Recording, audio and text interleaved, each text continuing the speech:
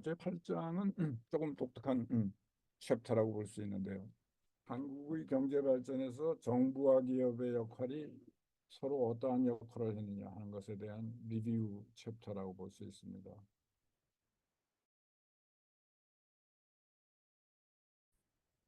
한국은 어떤 면에서는 여러 스타일로 일본의 식민지 통치와 미국의 그 직간접적인 또 그 미 군사 정부 아큐파이드 가버넌먼트 1940년부터 49년까지 굉장히 짧은 기간이었지만은 또 미국의 원조 대량 원조 이런 것 덕분에 아무래도 미국과 일본의 영향을 가장 많이 받게 되었고 그러다 보니까 여러 가지 스타일 면에서 일본 스타일과 미국 스타일이 겹치는 어떤 때는 겹치기도 하고 어떤 때는 미국 스타일에 가깝게 가다가 어떤 때는 일본 스타일에 가깝게 가는 그런 굉장히 일종의 믹스드 이코노미라고 그럴까요? 그런 그 양상을 띠게 됐습니다. 기업의 중간 형태라고 볼 수 있는데요. 그걸 표로 요약하자면 이런 것입니다. 글자가 좀 작아졌습니다만 한국은 가족 공동체로서의 기업, 오너 관리인 근로자의 구분이 뚜렷하고 일본은 공동체로서의 기업, 오너 관리인 근로자의 구분이 뚜렷하지 않습니다. 미국은 대신 공동체 의식을 강조하지 않는다. 오너 관리인 근로자의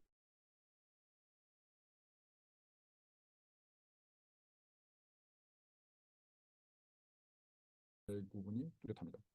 라이프타임 평생 고용에 준하는 그러나 일본만큼 장기간을 보장하지는 않는다.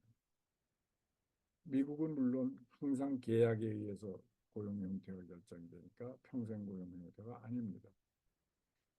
어,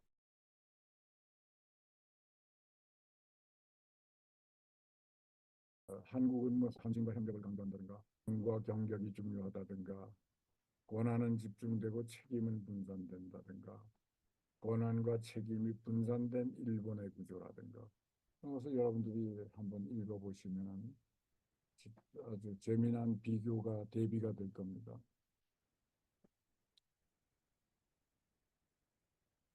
그래서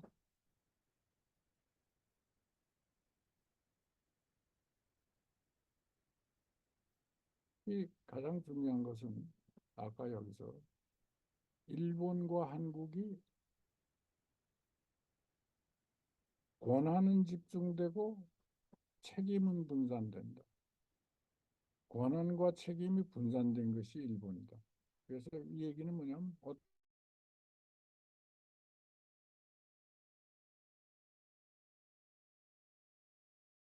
어떤 회사 결정을 할 때 중요한 결정 수준이 중요합니다. 그 사람들이 모여서 합의를 해야 그 부서의 주요 정책이 결정이 됩니다. 그런데 한국은 책임은 분산되지만 권한은 그 부서면 부서의 부장에게 더 높은 직위에 있는 사람에게 집중됩니다. 그러니까 권한과 책임이 분산되는 일본 구조는 막 컨센서스 빌딩, 합의 체라고 볼 수 있고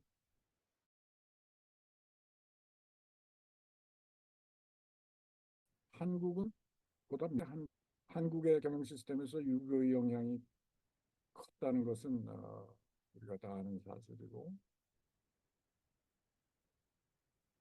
한국인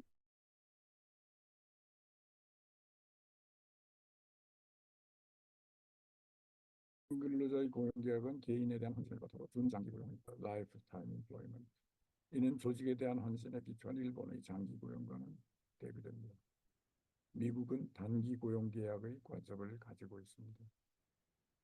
미국은 다음 날에라도 책상을 갖다 치워버리면 파이어 했다는 것이죠. 그 뭐 연간 계약도 잘 없고요. 그냥 파이어 되면 그냥 파이어 되는 것입니다. 한국 회사는 매우 수직적입니다. 위계적이죠. 한국의 경우는 일본식 합의보다는 조화, 충심, 충성심, 가부장제, 협력에 더 중점을 둔 것으로 보입니다. 일본은 합의, 컨센서스 빌딩,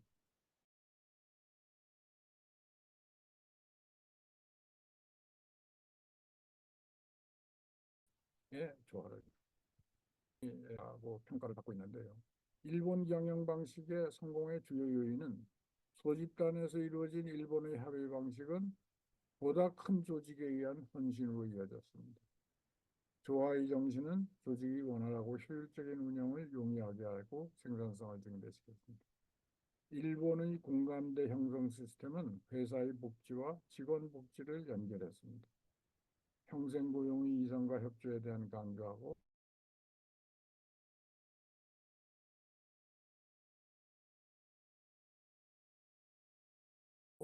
이는 일반적으로 기술 변화와 혁신에 대한 직원의 협조. 특히 미국식 관리보다 더 나은 이유는 결과는 무엇일까?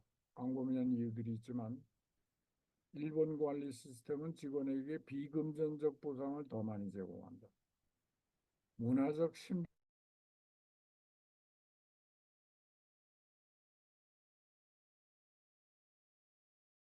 심리적 특성을 이용한다. 그와 다른 겁니다. 한국의 경영 방식은 한국인들은 비금전적 보상에 매우 민감한 것으로 보이며 특히 보상은 가까운 지역사회의 관계를 형성합니다. 따라서 직원에게 화폐 및 비금전적 보상을 적절하게 혼합해서 개발하는 것이 중요합니다. 물론 미국에서는 화폐적 보상이 가장 우선순위를 갖게 되겠죠. 한국의 경영 시스템은 잠재력을 극대화하기 위해 소속감, 의무감, 충성도,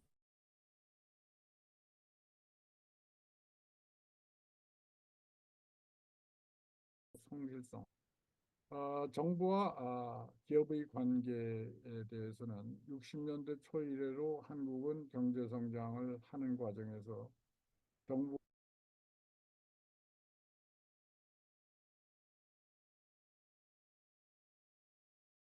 기업이 서로 협력 관계를 이 말은 이 뭐 사회주의다, 공산주의다, 어, 어, 무슨 자본주의다 그런 비이념적인 게 아니라 국가를 위해서 필요하다면은 사회주의 방식도 활용할 수가 있고 국가를 위해서 필요하다면 민주주의 방식도 활용하는 실용주의적인 것이 아마 한국 정책의 기조라고 볼 수 있습니다. 정부는 유용하다고 생각될 때는 공공소유 방법을 수용하는 데 주지 않았으며 그 결과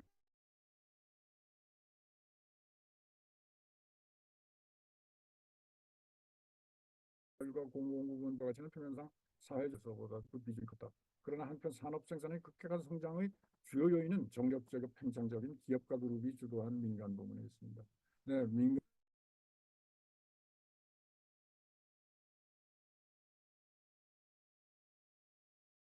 부문의 역할이 압도적으로 중요했죠. 라든가 안 그럼 개발 가치상 필요하다면 공공소유 방법을 사용했다는 것이죠. 일제 식민시대와 이승만 정권 기간을 간단히 고찰하고 우리가 진행한 과정을 보자면은 식민지 유산은 일본의 침략과 식민 통치는 착취와 근대화의 혼합이었다. 착취라는 것은 bad thing이고 근대화는 good thing이라 그러면 bad thing과 good thing이 혼합 믹스된 것이죠.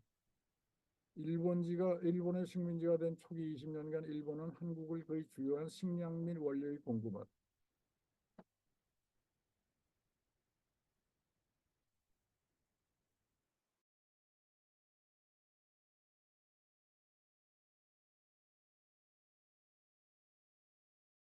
반격이라는 것. 이게 중요한 거죠. 국적으로 억제되어 설립은 정부에 의해서만 가능했습니다. 그러나 1920년에 이르러 그러한 제약이 철회되자 많은 수의 소규모 공장이 생겨났습니다. 20년대 후반기에 가서야 공장 생산의 성장률이 가내공업의 성장률을 앞지르게 되었습니다.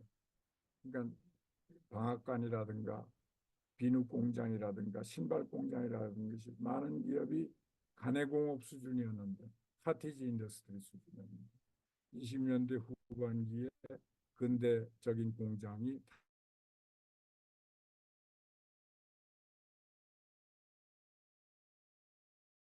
탄생하기 시작합니다. 일본이 전쟁 규모를 크게 확장하는 결과를 가져와서 상품 순생산액이 23%에서 30%로 성장했고 생산재 제품은 일본으로 이송되었기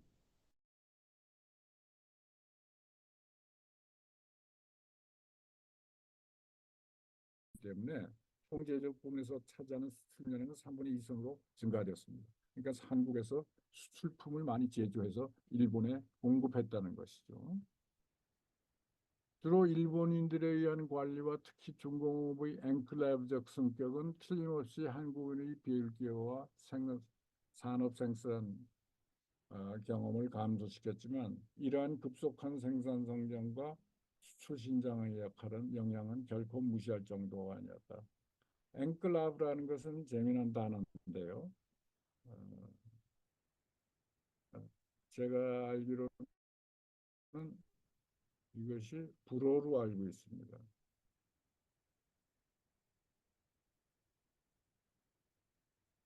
인클레이브,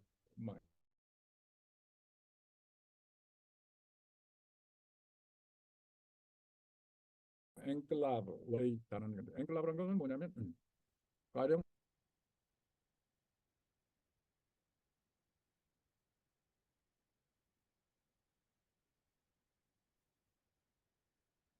한국을 이렇게 그렸다면은, 한국의 끝에, 요런 부분에, 요런 부분에,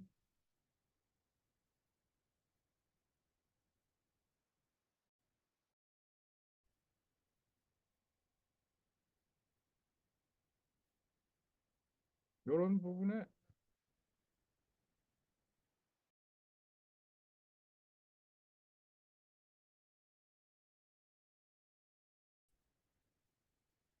끝에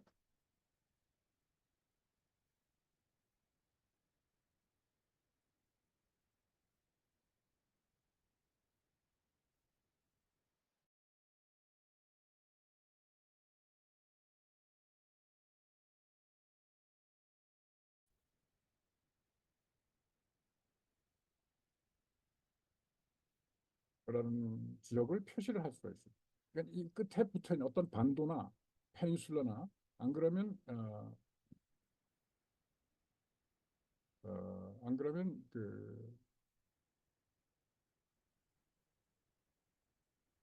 그섬 아일랜드의 끝부분입니다. 끝부분을 우리가 앙클라브라고 얘기를 하고 이 끝부분이 이 페닌슐라의 진출에 한국의 진출에 어, 입구 역할을 그러니까 엔트리 역할을 하는 부분을 우리가 앵클라브라고 얘기합니다. 말하자면 한국으로 치면 부산과 같은 지역이 앵클라브적 성격을 갖는 것이죠. 그래서 이런 제일 처음 그런 식민지 침략이 시작됐을 때 영향을 받게 되는 지역 그런 것이 산업 그런 것을 우리가 앵클라브라고 얘기합니다. 그래서 제조업 부문에서 취업한 한국에는 2만 3천 세대에서 44만 세대로 증가했습니다. 엄청난 규모의 증가죠. 그 당시의 수준으로 보면은. 그리고 1940년은 거의 1900명의 한국인 기사와 이 기사라는 것은 그냥 단순한 기사가 아니라 엔지니어입니다.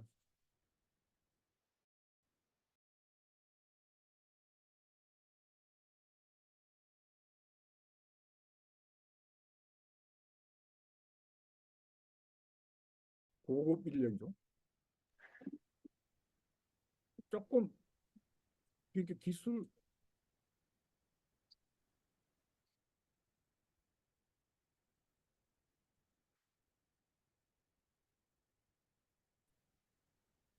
때문에 기사와 엔지니어 그 밑에 이제 실제로 일을 하는 테크니션이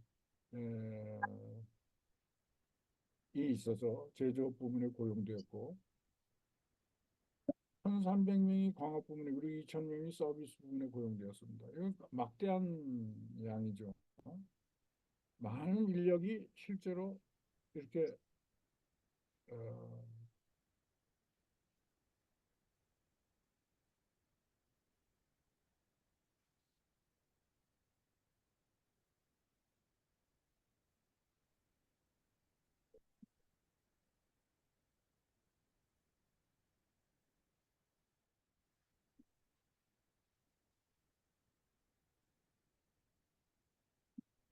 네, 이렇게 많은 인력이 취업이 될 수 있었다는 것은 한국 국민들에게 유용한 온더잡 트레이닝, 그러니까 OJT 경험을 어, 갖게 되는 것이요. 물론 일본인이 보다 높은 관리 및 기술직을 차지하고 있었지만은 그래도 산업 및 정부에 관한 한국인의 경험은 상당한 것이었습니다. 식민지 유산에서. 네. 그런데 1949년에 토지개혁은 이러한 재산의 일부를 개인 소유로 시키는 기회를 마련해 주었습니다. 당시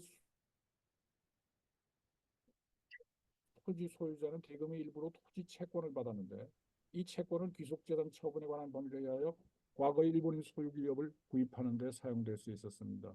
이러한 소유로 방식으로 구입된 대부분의 자산은 일반적으로 심하게 파손되어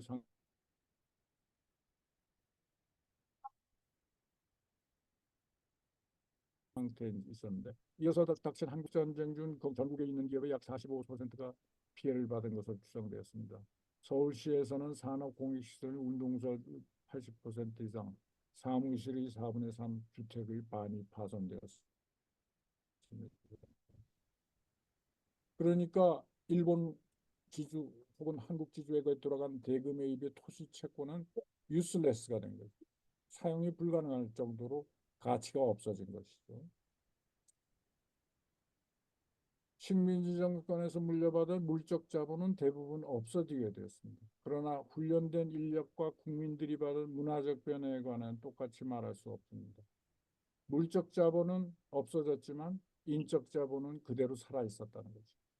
일본인들은 고도의 억압적이고 착취적인 정권을 유지하기는 했지만 그 과정에서 한국 산업 발전을 위한 어느 정도의 시발점을 마련해 주었다는 측면도 있었다고 볼 수 있을 것입니다.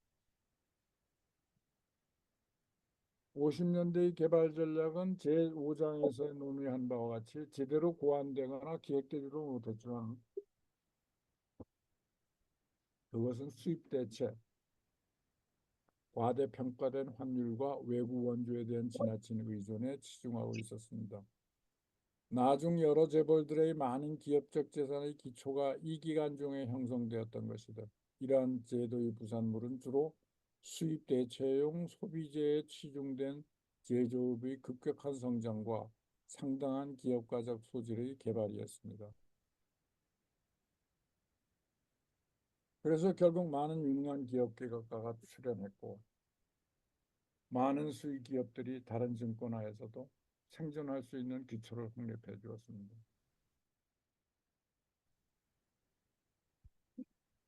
1961년에 군사정부가 정권을 장악하고 1962년부터 5개년 계획을 착수했고 박정희 씨는 인간 생활에 있어서 경제는 정치나 문화에 우선한다고 경제 유일의 정책을 강제를 했고 특히 경제기획원이라는 센트럴 플래닝 에이전시 오피스 센트럴 플래닝 EPB라는 이코노믹 플래닝 보드라는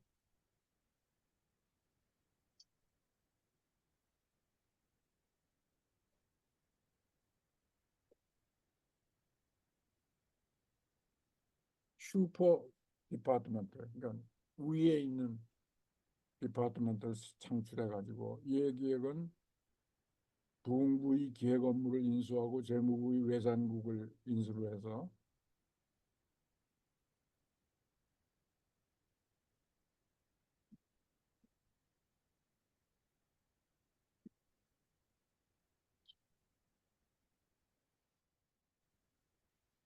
내무부의 통계국을 흡수해서 파워풀한 경제개발기구가 됐습니다. 그래서 모든 경제계획의 중심을 이루고 그래서 이 경제계획을 조정 통제하는 데 중요한 역할을 하게 됐고 장면 민주당 정권이 집권하자 경제개발위원회는 5개년 계획을 작성하도록 지시했으며 랜드 코퍼레이션 전문가를 초청해서 계획 작성을 자문하도록 했습니다. 이 계획도 군사 정권에 의하여 장면 정권이 붕괴될 때까지 그가 착수했던 다른 사업과 같은 운명을 겪게 되었습니다. 한국에서의 기획은 만약 그것이 정책 수립뿐만 아니라 정책을 집행하는 기술까지를 포함하는 것으로 받아들인다면 그것은 인디카티브한 이상의 것이 됩니다.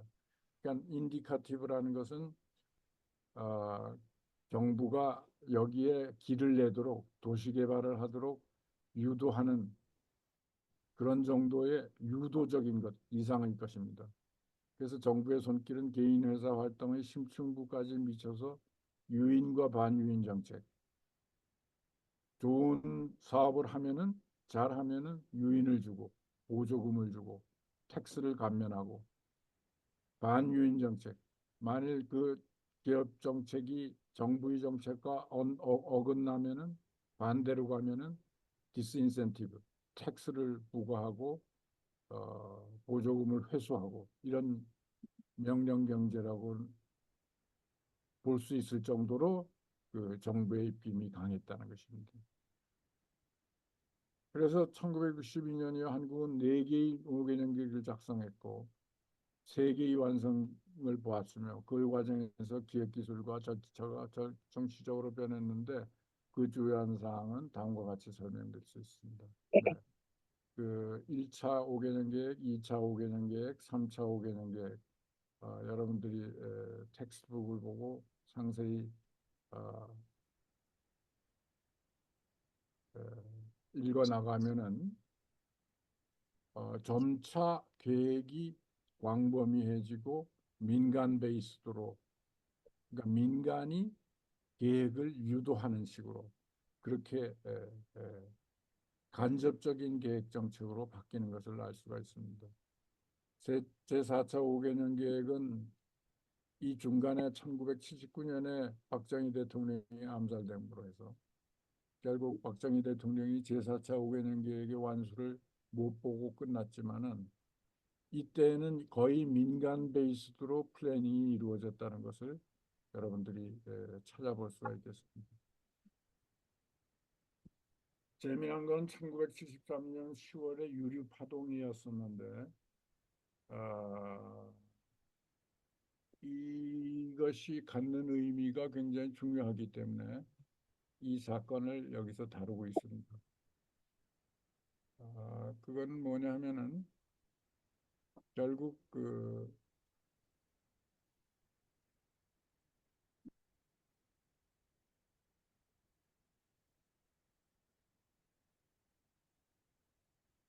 오펙에 의해서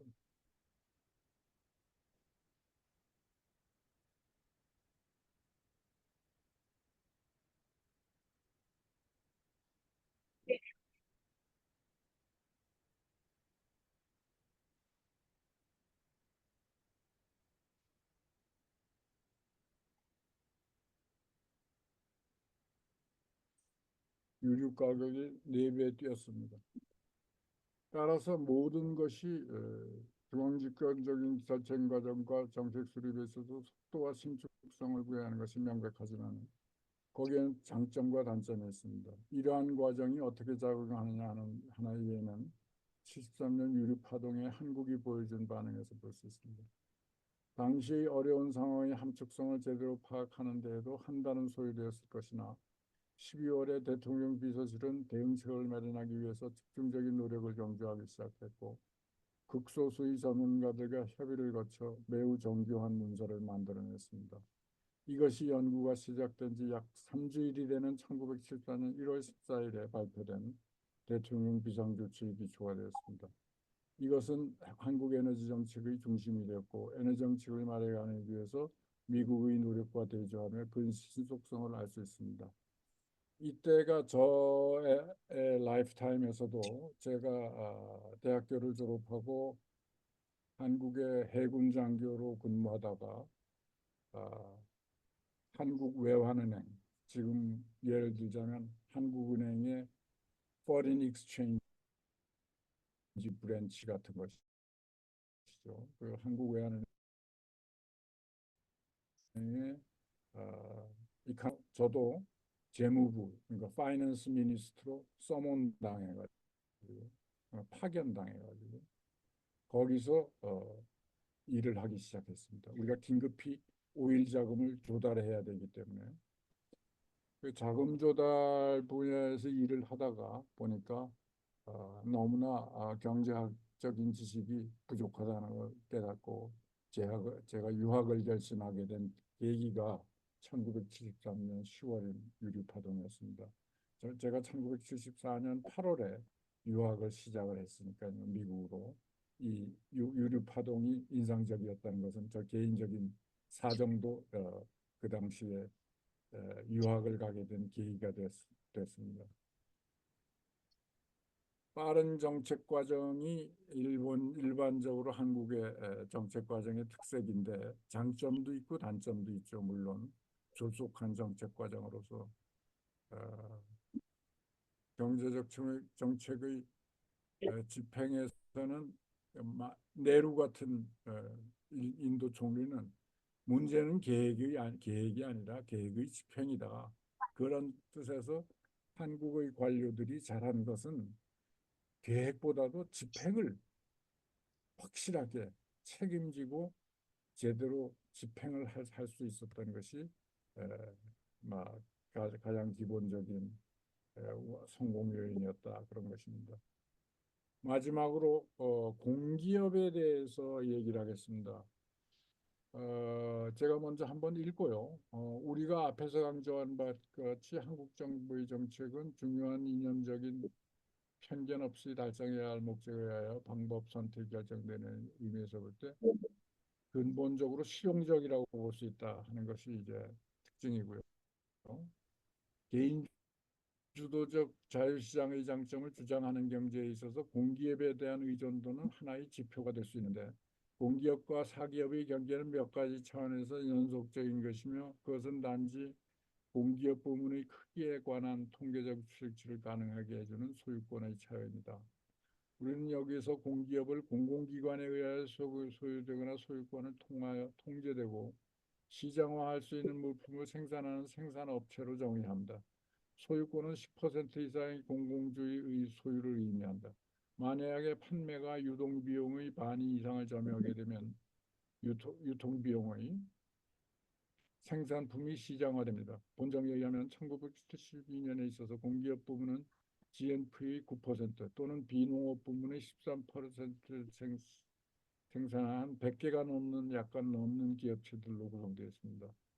이 수치는 인도의 경우와 비슷하고 비농업 부문 GDP에 비할 때 3개국이 모두 근본적으로 사회주의를 하고 있음에도 불구하고 이탈리아 또는 영국의 수치보다 클 것입니다. 그 말은 반드시 공기업 부문의 숫자가 많다고 해서 그것이 사회주의가 된 건 아니고 한국의 경우에는 많은 공기업을 이루어서 그 민간 기업이 할 수 없는 것을 공기업이 생산하고 소유하고 또 집행해 나갔다는 것을 알려주는 것입니다. 네, 오늘은 대체적으로 여기까지 강의를 할까 싶습니다. 그래서 짧은 시간이었지만 우리가 중요하다면 중요하고 중요하지 않다면 중요하지 않을 수 있는 그런 챕터를 정부와의 관계 같은 것이 중요하겠죠.